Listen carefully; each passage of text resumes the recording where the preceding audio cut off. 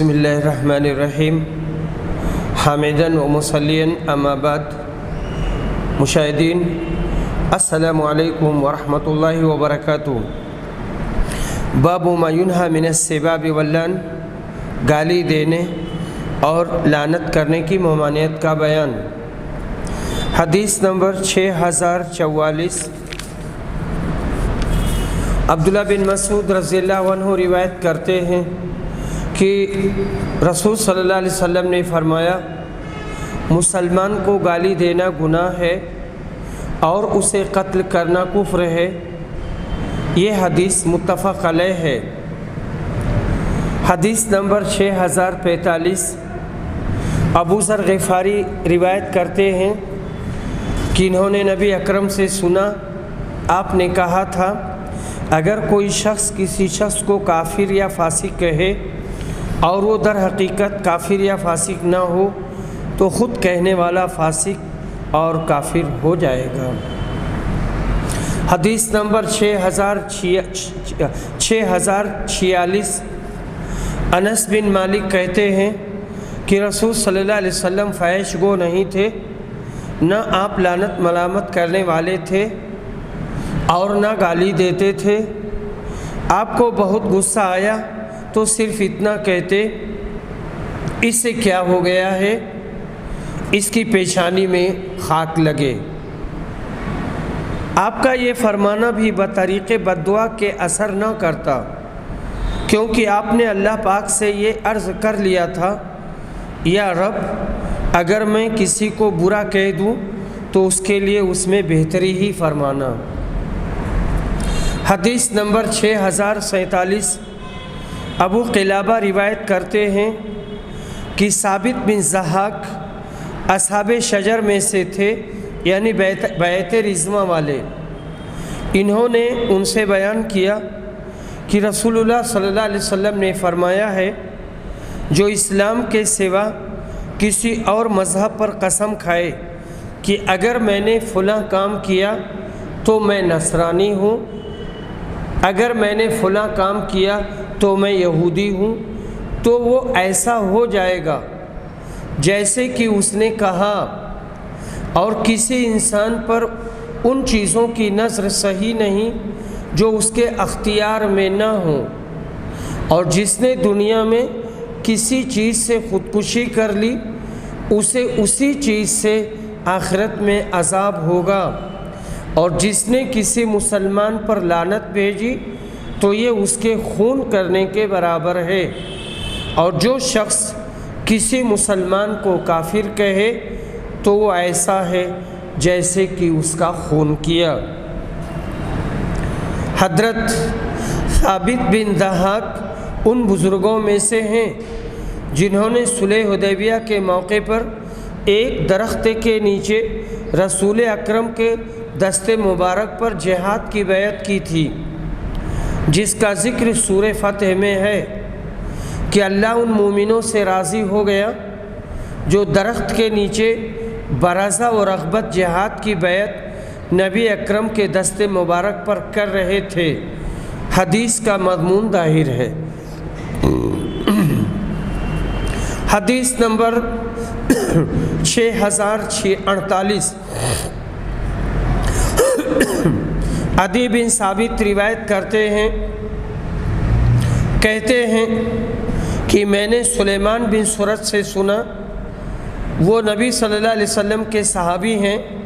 انہوں نے کہا کہ نبی اکرم کے سامنے دو آدمیوں نے آپس میں گالی گلوچ کی۔ ایک صاحب کو غصہ آیا اور بہت زیادہ ناراض ہو گئے، ان کا چہرہ پھول گیا اور رنگ بدل گیا۔ نبی صلی اللہ علیہ وسلم نے اس وقت کہا، مجھے ایک کلمہ معلوم ہے کہ اگر یہ اسے کہہ لے، یعنی غصہ ہونے والے، تو اس کا غصہ دور ہو جائے گا۔ چنانچہ ایک صاحب نے جا کر غصہ ہونے والے کو رسول اکرم کا ارشاد سنایا اور کہا، شیطان سے اللہ کی پناہ مانگ۔ وہ کہنے لگا، کیا مجھے دیوانہ سمجھا ہے؟ کیا مجھے کوئی روگ لگا ہے؟ جا اپنا راستہ لے۔ یہ شخص منافق تھا یا کافر تھا جس نے ایسا گستاخانہ جواب دیا، یا کوئی اکھڑ بدوی تھا، وہ کلمہ جو آپ بتلانا چاہتے تھے اللہم انی اعوذ بک من الشیطان الرجیم، یہ تھا۔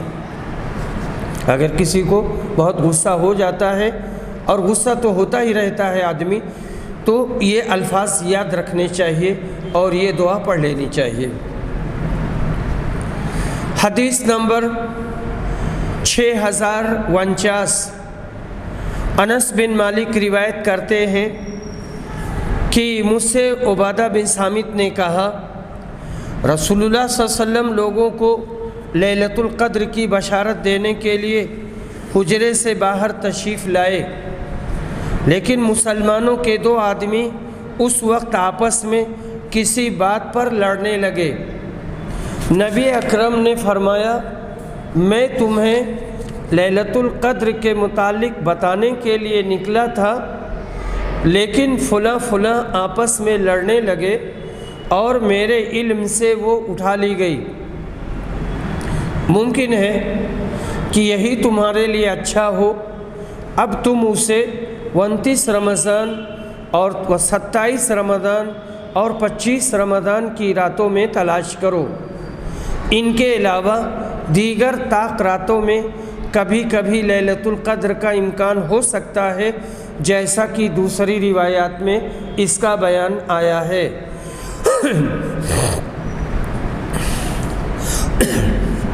حدیث نمبر 6050، ابو ذر غفاری روایت کرتے ہیں، کہتے ہیں مارور نے بیان کیا کہ میں نے ابو ذر کے جسم پر ایک چادر دیکھی اور ان کے غلام کے جسم پر بھی ایک ویسی ہی چادر تھی۔ یہاں پر جو سند ہے، سند میں اس طرح سے ہے کہ مارور یہ روایت کرتے ہیں حضرت ابو ذر سے، اور مارور کہتے ہیں کہ میں نے ابو ذر کے جسم پر ایک چادر دیکھی اور ان کے غلام کے جسم پر بھی ایک ویسی ہی چادر تھی۔ میں نے کہا، اگر اپنے غلام کی چادر لے لیں اور اسے بھی پہن لیں تو ایک رنگ کا جوڑا ہو جائے، غلام کو دوسرا دے دیں۔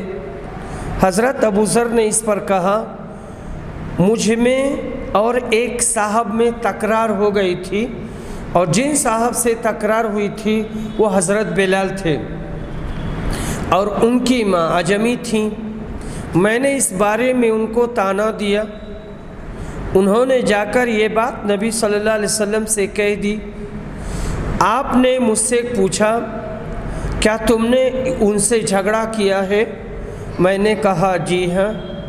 پوچھا، تم نے اسے اس کی ماں کا طعنہ دیا ہے؟ میں نے کہا جی ہاں۔ آپ نے کہا، تمہارے اندر ابھی جاہلیت کی بو آتی ہے؟ میں نے کہا، اللہ کے رسول، کیا اس بڑھاپے میں بھی؟ آپ نے کہا ہاں۔ یاد رکھو، یہ غلام بھی تمہارے بھائی ہیں، اللہ تعالیٰ نے انہیں تمہاری محتاطی میں دیا ہے، پس اللہ تعالیٰ جس کی محتاطی میں بھی اس کے بھائی کو رکھے، اسے چاہیے کہ وہ کھائے اسے بھی کھلائے، اور جو وہ پہنے اسے بھی پہنائے، یعنی کھانے میں، پہننے میں اور دوسری چیزوں میں مساوات ہونی چاہیے، لیکن یہ مستحب ہے۔ اور اگر اسے کوئی ایسا کام کرنے کے لیے کہنا ہی پڑے جو مشکل ہو تو اس کام میں اس کی مدد کرے اور اس کے ساتھ کھڑا ہو جائے اور لگ جائے، تاکہ آسانی کے ساتھ انجام پذیر ہو۔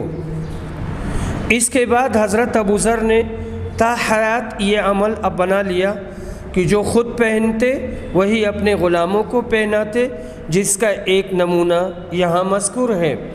ایسے لوگ آج کل کہاں ہیں جو اپنے نوکروں خادموں کے ساتھ ایسا برتاؤ کریں، الا ماشاء اللہ۔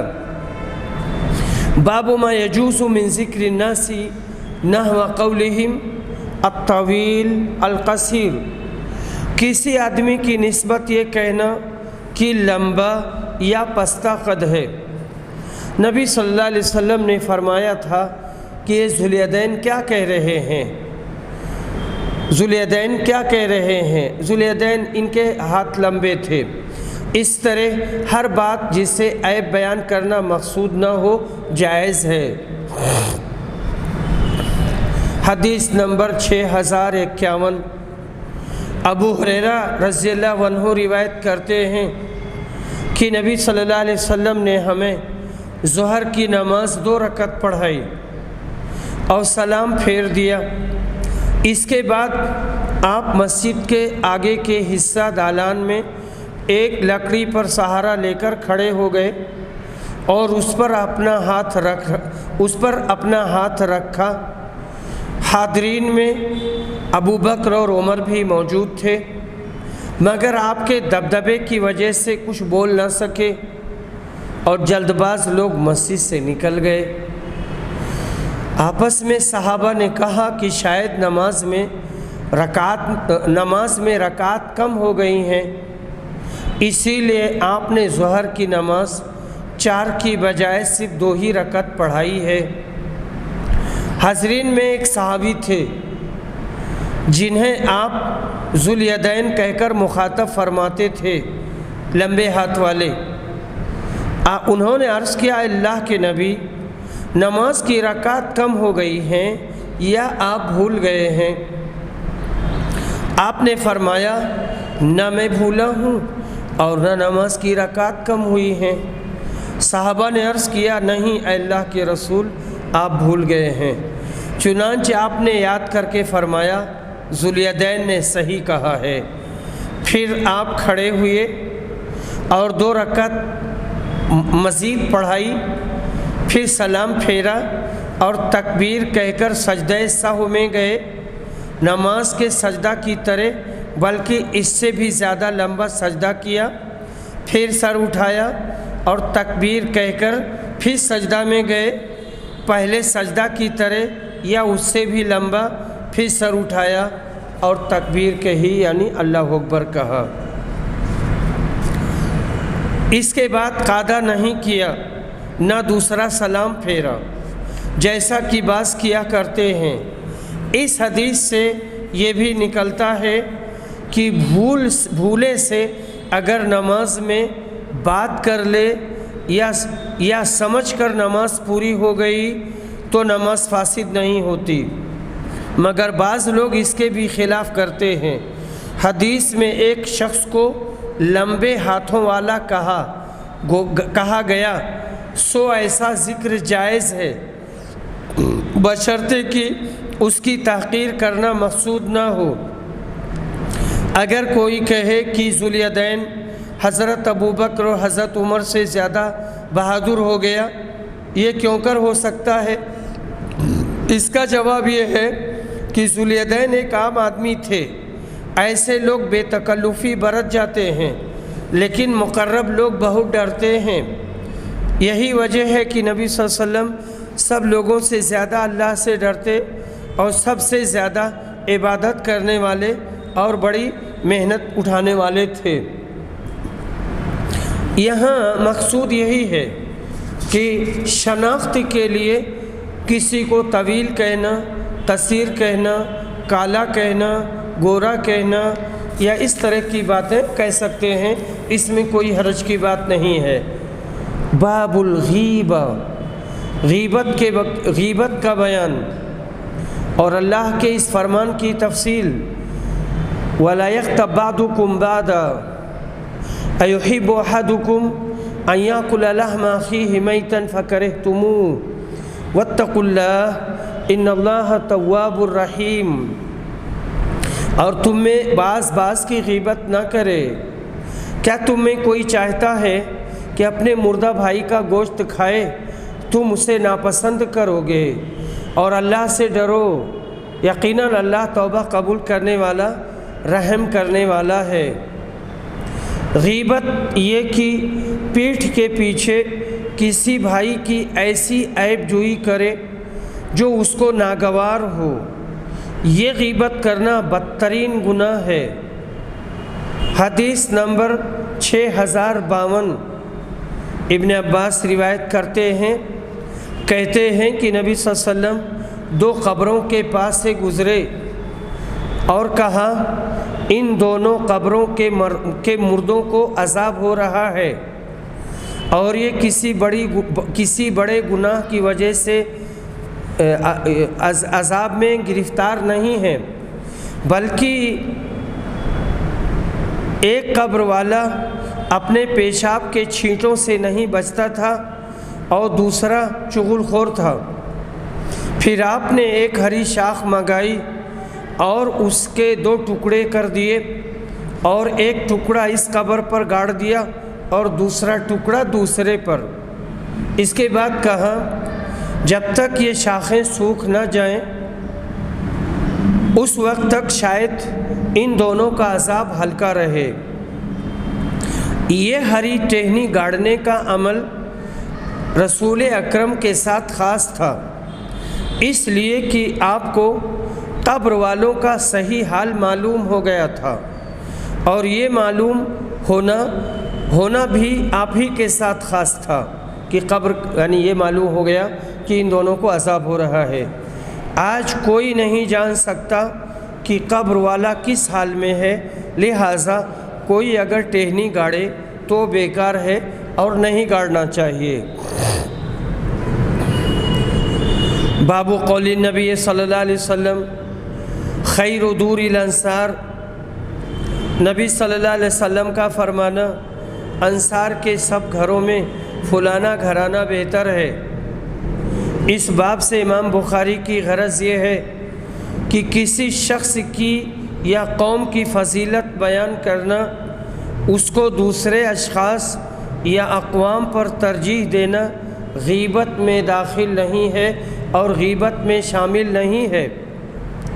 حدیث نمبر 6053، ابو اسید ساعدی روایت کرتے ہیں کہ نبی صلی اللہ علیہ وسلم نے فرمایا قبیلے انصار میں سب سے بہتر گھرانہ بنو نجار کا گھرانہ ہے۔ باب ما یجوز من اغتیاب اہل الفساد والریب، مفسد اور شریر لوگوں کی یا جن پر گمان غالب برائی کا ہو ان کی غیبت کرنا درست ہے اور ان کے بارے میں بتا دینا صحیح ہے، تاکہ دوسرے مسلمان ان کے شر و فساد سے بچیں اور اپنے آپ کو محفوظ کر لیں۔ حدیث نمبر 6054، عروہ بن زبیر روایت کرتے ہیں کہ انہیں حضرت عائشہ نے بتایا، انہوں نے بیان کیا کہ ایک شخص نے رسول صلی اللہ علیہ وسلم سے اندر آنے کی اجازت مانگی تو آپ نے کہا اسے اجازت دے دو، قبیلے کا یہ برا آدمی ہے۔ جب وہ شخص آیا تو آپ نے اس کے ساتھ بڑی نرمی سے گفتگو کی۔ میں نے عرض کیا اے اللہ کے رسول، آپ کو اس کے متعلق جو کچھ کہنا تھا وہ آپ نے کہا، اور پھر اس کے ساتھ نرم گفتگو کی۔ آپ نے فرمایا عائشہ، وہ آدمی بدترین ہے جسے اس کی بد کلامی کے ڈر سے لوگ چھوڑ دیں۔ یہ حقیقت تھی کہ وہ برا آدمی ہے، مگر میں تو برا نہیں ہوں۔ مجھے تو اپنی نیک عادت کے مطابق ہر برے بھلے آدمی کے ساتھ نیک خو ہی برتنی ہوگی اور اچھے سے بات کرنا ہوگا اور اچھے اخلاق کا مظاہرہ کرنا ہوگا۔ باب النمیمہ من الکبائر، نمیمہ کبائر میں سے ہے، یعنی گناہ کبیرہ ہے۔ نمیمہ کہتے ہیں کہ نقل و مکروہ بقصد الافساد، فساد کرانے کے لیے کسی کی برائی کسی اور کے سامنے نقل کرنا۔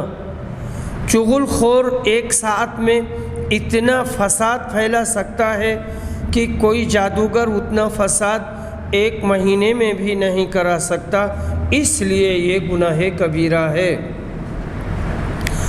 حدیث نمبر 6055، ابن عباس روایت کرتے ہیں کہ نبی صلی اللہ علیہ وسلم مدینہ منورہ کے کسی باغ سے تشریف لائے تو آپ نے 2 انسانوں کی آواز سنی جنہیں ان کی قبروں میں عذاب ہو رہا تھا۔ پھر آپ نے کہا انہیں عذاب ہو رہا ہے اور کسی بڑے گناہ کی وجہ سے نہیں عذاب ہو رہا ہے۔ ان میں سے ایک شخص پیشاب کے چھینٹوں سے نہیں بچتا تھا اور دوسرا چغل خور تھا۔ پھر آپ نے کھجور کی ایک ہری شاخ منگوائی اور اسے 2 حصوں میں توڑا، 2 ٹکڑے کر دیے، ایک ٹکڑا ایک قبر پر اور دوسرا ٹکڑا دوسری قبر پر گاڑ دیا۔ پھر کہا شاید ان کے عذاب میں اس وقت تک کے لیے کمی کر دی جائے جب تک یہ سوکھ نہ جائیں۔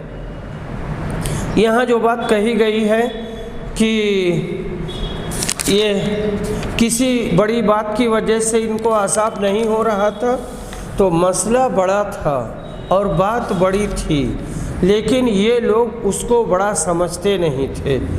ان کی سمجھ کے اعتبار سے وہ بات کہی گئی ہے۔ اس روایت میں بڑے گناہ سے وہ گناہ مراد ہیں جن پر حد مقرر ہے، جیسے زنا، چوری وغیرہ۔ اس لیے ترجمہ باب کے خلاف نہ ہوگا۔ ترجمہ باب میں کبیرہ سے لغوی معنی بڑا گناہ مراد ہے۔ کہتے ہیں کہ ہرا درخت یا ہری ٹہنی اللہ کی تسبیح کرتی ہے، اس کی برکت سے صاحب قبر پر تخفیف ہو جاتی ہے۔ بعض کہتے ہیں کہ آپ صلی اللہ علیہ وسلم کی خصوصیت تھی اور کسی کے لیے یہ نہیں ہے، اور یہی بات صحیح ہے کہ یہ آپ کی خصوصیات میں سے ہے، کوئی اور کسی بھی قبر پر ٹہنی نہ گاڑے۔ البتہ میں نے دیکھا ہے یو پی کے بعض علاقوں میں، خاص طور سے ہمارے علاقے میں، کہ قبر میں کانٹا رکھ دیتے ہیں۔ کانٹا اسی وجہ سے رکھتے ہیں کہ کوئی جانور آ کر کے اور قبر کھود نہ ڈالے اور لاش کو خراب نہ کر دے یا ایک ہی نکال نہ لے۔ باب ما یکرہ من النمیمہ وقولہ ہماز مشاء بنمیم، چغل خوری کی برائی کا بیان اور اللہ کے اس فرمان کی تفسیر۔ عیب جو، چغل خور، اور سورہ ہمزہ میں فرمایا ہر عیب جو آوازیں کسنے والے کی خرابی ہے۔ ہمزہ یحمز، لمز، یلمز اور یعیبو سب کے معنی ایک ہیں۔ عیب بیان کرنا، عیب بیان کرتا ہے، تانے مارتا ہے۔ یعیبو، یحمز، یلمز، یعیبو۔ حدیث نمبر 6056۔ حمام بن حارث روایت کرتے ہیں کہ ہم حذیفہ کے پاس موجود تھے۔ ان سے کہا گیا کہ ایک شخص ایسا ہے جو یہاں کی باتیں عثمان سے جا کر لگاتا ہے، یعنی حضرت عثمان سے۔ اس پر حضرت حذیفہ نے کہا کہ میں نے نبی صلی اللہ علیہ وسلم سے سنا ہے، آپ نے فرمایا تھا جنت میں چغل خور نہیں جائے گا۔ وہ شخص جھوٹی باتیں حضرت عثمان تک پہنچایا کرتا تھا۔ اس پر حضرت حذیفہ نے یہ حدیث ان کو سنائی۔ قاضی عیاض نے کہا کہ قطات اور نمام کا ایک ہی معنی ہے۔ بعض نے فرق کیا کہ نمام تو وہ ہے کہ جو قضیہ کے وقت موجود ہو، پھر جا کر دوسرے کے سامنے اس کی چغلی کرے، یعنی کوئی معاملہ کہیں پر پیش آیا ہے تو وہاں وہ موجود تھا، اسی کو قضیہ کہا گیا ہے۔ اور قطات وہ ہے جو بغیر دیکھے، یہ شخص وہاں موجود نہیں تھا، بغیر دیکھے محض سن کر چغل خوری کرے۔ بہرحال قطات اور نمام دونوں حدیث بالا کی وعید میں داخل ہیں۔ باب قول اللہ واجتنبوا قول الزور، اللہ کا کے اس فرمان کا بیان، اور اے ایمان والو جھوٹ بات بولنے سے پرہیز کرو۔ حدیث نمبر 6057 ابو ہریرہ روایت کرتے ہیں کہ رسول صلی اللہ علیہ وسلم نے فرمایا، جو شخص روزہ کی حالت میں جھوٹی بات کرنا، فریب کرنا اور جہالت کی باتوں کو نہ چھوڑے تو اللہ کو کوئی ضرورت نہیں کہ وہ اپنا کھانا پینا چھوڑ دے۔ احمد بن یونس کہتے ہیں، یہ حدیث میں نے سنی تو تھی، میں اس کی سند بھول گیا تھا جو مجھے ایک شخص نے بتلا دی، اور جو بتلانے والے تھے ان کا نام تھا ابن ابی ذئب۔ یعنی جب جھوٹ، فریب، بری باتیں نہ چھوڑیں تو روزہ محض فاقہ ہوگا۔ اللہ کو ہماری فاقہ کشی کی ضرورت نہیں ہے، وہ تو یہ جانتا ہے کہ ہم روزہ رکھ کر بری باتوں اور بری عادتوں سے پرہیز کریں اور نفسانی خواہشوں کو عقل سلیم اور شرع مستقیم کے تابع کر دیں۔ باب ما قیل فی ذی الوجہین کا بیان، یعنی آدمی دو رخاپن کرتا ہے، ان سے ایسی باتیں کرتا ہے اور ان سے ایسی باتیں کرتا ہے، اور یہ جو دو رخا ہوتے ہیں یہ چغل خور ہی ہیں۔ حدیث نمبر 6058 ابو ہریرہ رضی اللہ عنہ روایت کرتے ہیں کہ نبی صلی اللہ علیہ وسلم نے فرمایا، تم قیامت کے دن اللہ کے ہاں اس شخص کو سب سے بدتر پاؤ گے جو کچھ لوگوں کے سامنے ایک رخ سے آتا ہے اور دوسروں کے سامنے دوسرے رخ سے جاتا ہے، ہر جگہ لگی لپٹی بات کہتا ہے۔ دو رخا آدمی وہ ہے کہ ہر فریق سے ملا رہے، جس کی صحبت میں جائے ان کی سی کہے، یعنی رکابی مذہب والا، با مسلمہ اللہ اللہ، با برہمن رام رام والی بات ہے۔ یہاں پر رکابی والی بات کا مطلب یہ ہوا منہ دیکھی والی بات کرتا ہے، ان سے ان کی والی کرتا ہے، ان سے ان کی والی کرتا ہے۔ باب من اخبر صاحبہ بما یقال فیہ، اگر کوئی شخص دوسرے شخص کی گفتگو جو اس نے کسی کی نسبت کی ہو اس سے بیان کرے۔ کہتے ہیں کہ یہ حدیث 6059 ہے، اور ابن مسعود اسے روایت کرتے ہیں کہ رسول صلی اللہ علیہ وسلم نے کچھ مال تقسیم کیا، تو انصار میں سے ایک شخص نے کہا، اللہ کی قسم محمد کو اس تقسیم سے اللہ کی رضا مقصود نہ تھی۔ میں نے رسول صلی اللہ علیہ وسلم کی خدمت میں حاضر ہو کر اس شخص کی یہ بات آپ کو بتائی کہ اس نے ایسے ایسے کہا ہے، تو آپ کے چہرے کا رنگ بدل گیا اور آپ نے فرمایا، اللہ موسیٰ پر رحم کرے، انہیں اس سے بھی زیادہ ایذا دی گئی لیکن انہوں نے صبر کیا۔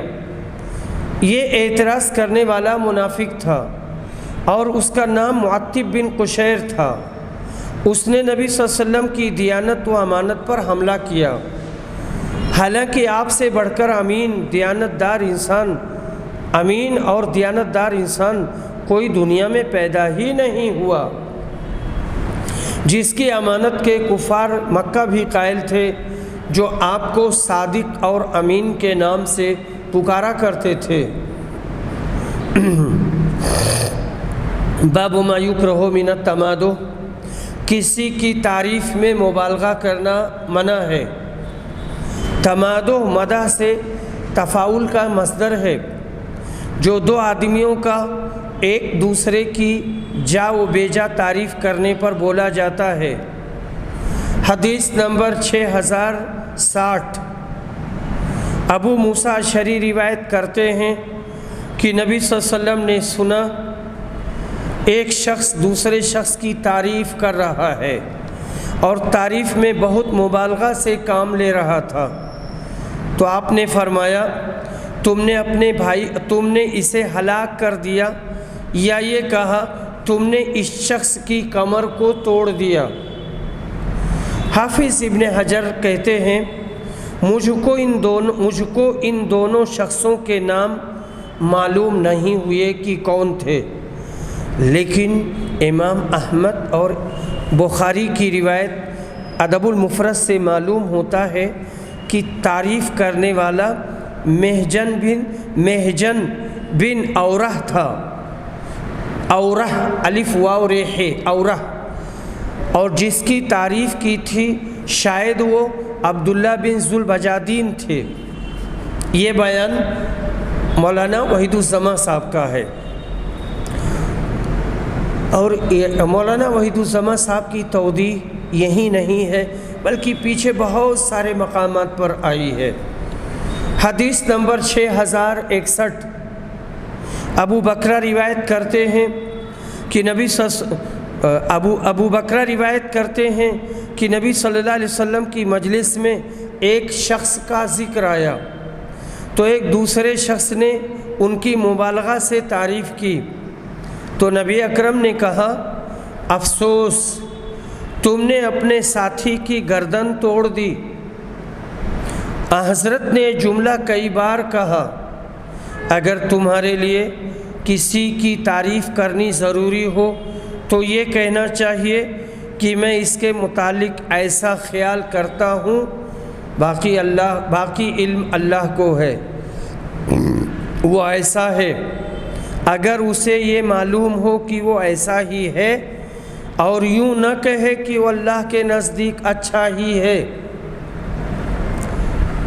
اور وہیب نے اسی سند کے ساتھ خالد سے یوں روایت کی، ارے تیری خرابی، تو نے اس کی گردن کاٹ ڈالی۔ یہاں پر کہتے ہیں کہ لفظ ویحک کے بجائے ویلک، یہاں پر الفاظ کا فرق ہے، اس کو بتایا گیا ہے۔ کہتے ہیں لفظ ویحک کلمہ رحمت ہے اور ویلک کلمہ عذاب ہے۔ مطلب یہ ہوگا کہ جس کے لیے ویحک بولا جائے تو معنی ہوگا کہ افسوس تجھ پر اللہ رحم کرے، افسوس تجھ پر اللہ رحم کرے، اور جس پر ویلک بولیں گے تو معنی یہ ہوگا کہ افسوس اللہ تجھ پر عذاب کرے۔ تعریف میں اسی طرح حجم میں مبالغہ کرنا بیہودہ شاعروں اور خوش آمدی لوگوں کا کام ہے۔ ایسی تعریف سے وہ شخص جس کی تعریف کرو پھول کر مغرور بن جاتا ہے اور جہل مرکب میں گرفتار ہو کر رہ جاتا ہے۔ باب من اثنى على احد بما يعلم، کسی کو اپنے مسلمان بھائی کا جتنا حال معلوم ہو اتنی ہی تعریف کرے تو یہ جائز ہے اور مبالغہ نہ کرے۔ سعد بن ابی وقاص کہتے ہیں کہ میں نے نبی صلی اللہ علیہ وسلم کو کسی شخص کے متعلق جو زمین پر چلتا پھرتا ہو یہ کہتے نہیں سنا کہ یہ جنتی ہے سوائے عبداللہ بن سلام کے۔ آپ سے ایسی بشارت تو بہت سے لوگوں کے لیے ثابت ہے۔ بعض لوگوں نے کہا کہ یہود میں یہ بشارت سوائے عبداللہ بن سلام کے اور کسی کو نہیں دی، ورنہ عشرہ مبشرہ اور بہت سے صحابہ کے لیے آپ کی بشارات موجود ہیں۔ صرف حضرت صدیق اکبر، فاروق اعظم، عثمان غنی اور حضرت علی کو آپ نے بارہا فرمایا کہ تم جنتی ہو۔ عشرہ مبشرہ مشہور ہیں، کچھ صحابیات کے لیے بھی آپ نے یہی بات کہی ہے۔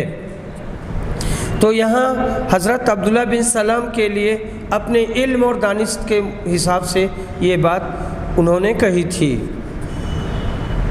حدیث نمبر 6062، عبداللہ بن عمر روایت کرتے ہیں کہ رسول صلی اللہ علیہ وسلم کو ازار لٹکانے کے بارے میں جو کچھ فرمانا تھا آپ نے فرمایا، تو ابو بکر نے عرض کیا کہ اے اللہ کے رسول، میرا تہبند ایک طرف سے لٹکنے لگتا ہے۔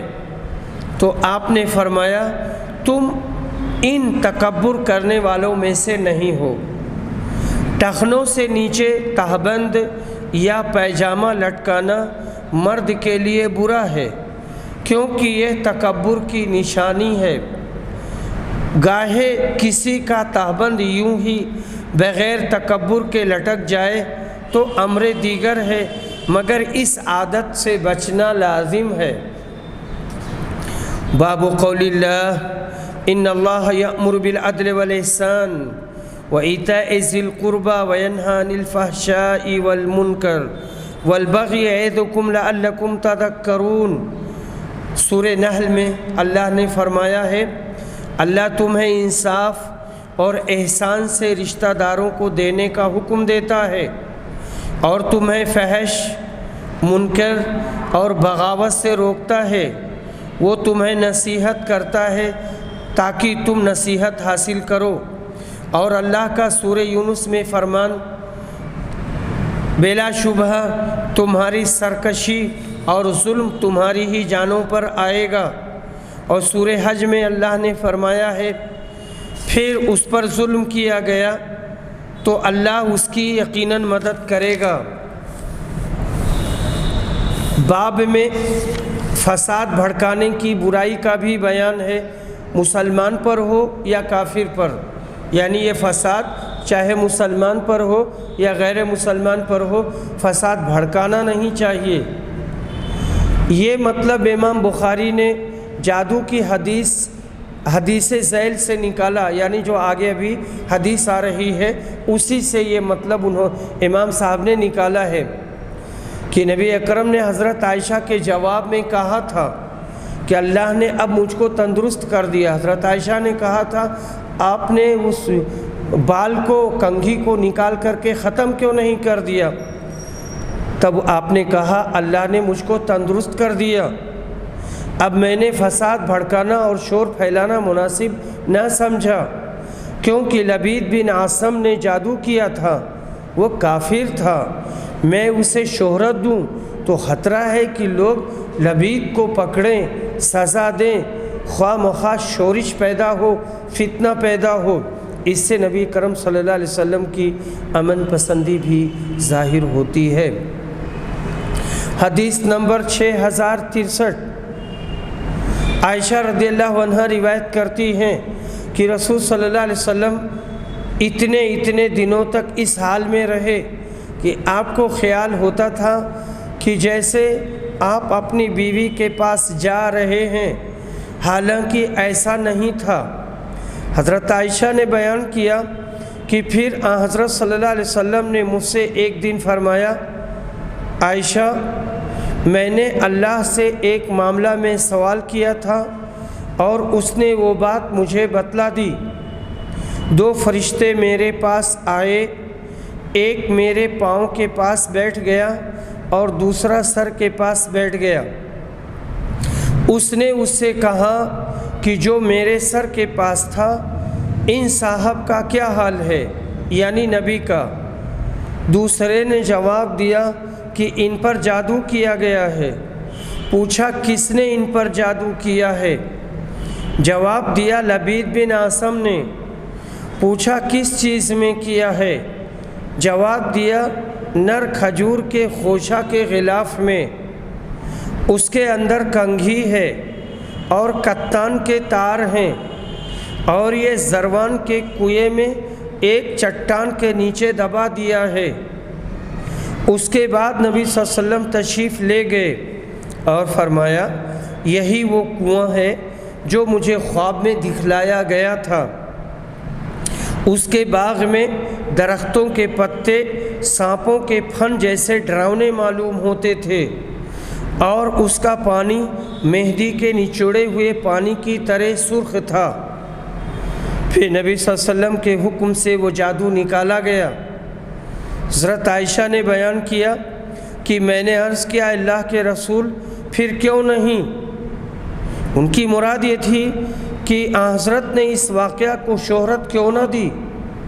اس پر آپ نے فرمایا مجھے اللہ نے شفا دے دی اور میں ان لوگوں میں خواہ مخواہ برائی پھیلانے کو پسند نہیں کرتا۔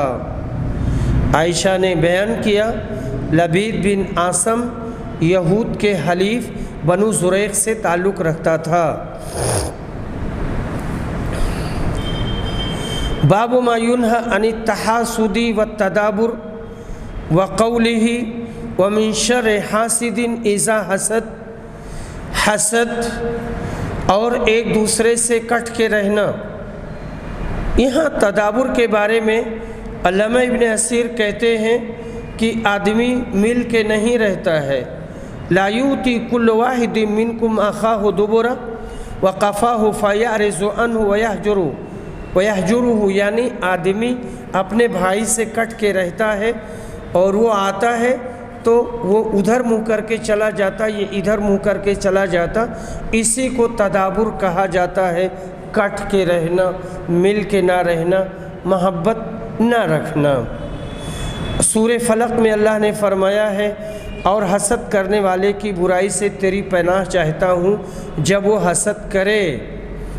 तहासुद और तदाबुर दोनों जानिब से हो या एक की तरफ से, हर हाल में बुरा है। आयत का मफ़हूम यही है, और इसलिए यहाँ इमाम आली मकाम ने एक आयत को नक़ल किया है। हदीस नंबर 6064, अबू हुरैरा रिवायत करते हैं कि नबी सल्लल्लाहु अलैहि वसल्लम ने फरमाया, बदगुमानी से बचते रहो, क्योंकि बदगुमानी की बातें अक्सर झूठी होती हैं। लोगों के अयूब तलाशने के पीछे न पड़ो, आपस में हसद न करो, किसी की पीठ पीछे बुराई न करो और बुग़्ज़ न करो, बल्कि सब अल्लाह के बंदे आपस में भाई भाई बनकर रहो। यहाँ पर देखिए तहस्सुस, तजस्सुस, तहासुद, तबागुज़, ये सब कहा गया है। यानी किसी की टोह में न पड़ो, किसी की जासूसी न करो। और हसद कहते हैं तमन्नी ज़वाल नेमतिल गैर, गैर की नेमतों के ज़वाल की तमन्ना करना। नफ़रत ना करो, बुग़्ज़ ना करो, कट के ना रहो, तुम एक दूसरे के भाई बन जाओ। अल्लाह पाक हर मुसलमान को इस इरशाद नबवी पर अमल करने की तौफीक बख्शे, आमीन। हदीस नंबर 6065, अनस बिन मालिक रिवायत करते हैं कि रसूल सल्लल्लाहु अलैहि वसल्लम ने फरमाया, आपस में बुग़्ज़ न करो, हसद न करो, पीठ पीछे किसी की बुराई न करो, बल्कि अल्लाह के बंदे आपस में भाई भाई बनकर रहो। और किसी मुसलमान के लिए जायज़ नहीं कि एक भाई किसी भाई से 3 दिन से ज़्यादा सलाम कलाम छोड़ दे। इसकी तफसील पीछे हम बयान कर चुके हैं, दीन के सिलसिले में या दुनिया के सिलसिले में। अगर दुनिया के सिलसिले में है तो 3 दिन तक, दीन के सिलसिले में है तो तर्क कलाम सलाम वग़ैरह, जब तक कि उसके अंदर तब्दीली ना आ जाए तब तक उसे सोशल बाइकाट करेंगे। अल्लाह के महबूब रसूलुल्लाह सल्लल्लाहु अलैहि वसल्लम का ये वो मुक़द्दस वाज़ है जो इस काबिल है कि हर वक्त याद रखा जाए और उस पर अमल किया जाए। इस सूरत में यकीनन उम्मत का बेड़ा पार हो सकेगा। अल्लाह सबको ऐसी हिम्मत अता करे, आमीन। बाब क़ौलिही या अय्युहल्लज़ीना आमनु इज्तनिबू कसीरम मिनज़्ज़न्न इन्न बअज़-ज़न्नि इस्मुन वला तजस्ससू। अल्लाह के इस फरमान का बयान, और ये फरमान सूरह हुजरात का है। ऐ ईमान वालों, बहुत सी बदगुमानियों से बचो, बेशक बाज़ बदगुमानियाँ गुनाह होती हैं, और किसी के अयूब की ढूंढ टटोल ना करो, यानी उसके पीछे ना पड़ो। हदीस नंबर 6066, अबू हुरैरा रिवायत करते हैं कि रसूल सल्लल्लाहु अलैहि वसल्लम ने फरमाया, बदगुमानी से बचते रहो। बदगुमानी अक्सर तहकीक के बाद झूठी बात साबित होती है, और किसी के अयूब ढूंढने के पीछे न पड़ो, किसी का ऐब ख़ामख़ा मत टटोलो, और किसी के भाव पर भाव न बढ़ाओ, और हसद न करो, बुग़्ज़ न करो, किसी की पीठ पीछे बुराई न करो, किसी से कट कर न रहो, بلکہ اللہ کے بندوں آپس میں بھائی بھائی بن جاؤ۔ متفق علیہ۔ نجش یہ ہے کہ ایک چیز کا خریدنا منظور نہ ہو لیکن دوسرے کو دھوکہ دینے کے لیے جھوٹ سے اس کی قیمت بڑھائے۔ اسی طرح کوئی بھائی کسی چیز کا بھاؤ کر رہا ہے تو تم اس میں دخل اندازی مت کرو، یعنی بھاؤ تو کر رہا ہے تو وہاں مت جاؤ یا ایک ہی بھاؤ نہ بڑھاؤ۔ باب ما یکون فی الظن، دن کا بیان، گمان کا بیان۔ حدیث نمبر 6067 عائشہ رضی اللہ عنہا روایت کرتی ہیں کہ نبی صلی اللہ علیہ وسلم نے فرمایا، میں گمان کرتا ہوں کہ فلاں اور فلاں ہمارے دین کی کوئی بات نہیں جانتے ہیں۔ لیث بن سعد نے بیان کیا کہ یہ دونوں آدمی منافق تھے۔ حدیث نمبر 6068 عائشہ رضی اللہ عنہا روایت کرتی ہیں کہ ایک دن نبی صلی اللہ علیہ وسلم میرے ہاں تشریف لائے اور کہا، عائشہ میں گمان کرتا ہوں کہ فلاں فلاں لوگ ہم جس دین پر ہیں اسے نہیں جانتے۔ زمانہ نبوی میں منافقین کی ایک جماعت بہت ہی خطرناک تھی، جو اوپر سے مسلمان بنتے اور دل سے ہر وقت مسلمانوں کا برا چاہتے۔ ایسے بدبختوں نے ہمیشہ اسلام کو بہت نقصان پہنچایا ہے۔ ایسے لوگ آج کل بھی بہت ہیں، الا ماشاء اللہ۔ باب ستر المومن علی نفسہ، مومن کے کسی عیب کو چھپانا۔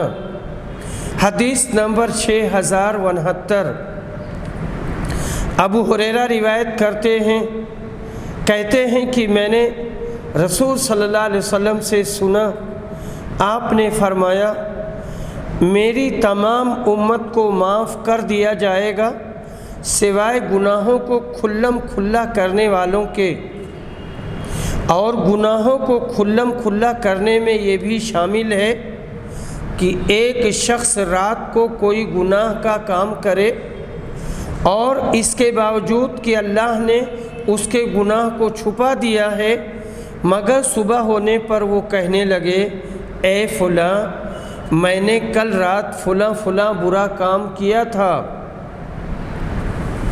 رات گزر گئی اور اس کے رب نے اس کا گناہ چھپائے رکھا، لیکن جب صبح ہوئی تو خود اللہ کے پردے کو کھولنے لگا۔ حدیث نمبر 6070 صفوان بن محرز روایت کرتے ہیں کہ ایک شخص نے ابن عمر سے پوچھا، تم نے رسول صلی اللہ علیہ وسلم سے کانا پھوسی کے باب میں کیا سنا ہے؟ کانا پھوسی سرگوشی۔ انہوں نے کہا، نبی صلی اللہ علیہ وسلم فرماتے تھے، قیامت کے دن تم مسلمانوں میں سے ایک شخص جو گنہگار ہوگا اپنے رب سے نزدیک ہو جائے گا، پروردگار اپنا بازو اس پر رکھ دے گا اور فرمائے گا، تو نے فلاں دن دنیا میں یہ برے کام کیے تھے۔ وہ کہے گا، بے شک پروردگار مجھ سے خطائیں ہوئی ہیں پر تو غفور اور رحیم ہے۔ غرض سارے گناہوں کا اس سے پہلے اقرار کرا لے گا، پھر فرمائے گا، دیکھ میں نے دنیا میں تیرے گناہ چھپائے رکھے تو آج میں ان گناہوں کو بخش دیتا ہوں اور معاف کر دیتا ہوں۔ اللہ کا ایک نام ستیر بھی ہے، یعنی گناہوں کا چھپا لینے والا۔ دنیا اور آخرت میں وہ بہت سے بندوں کے گناہوں کو چھپا لیتا ہے۔ وآخر دعوانا الحمد للہ رب العالمین۔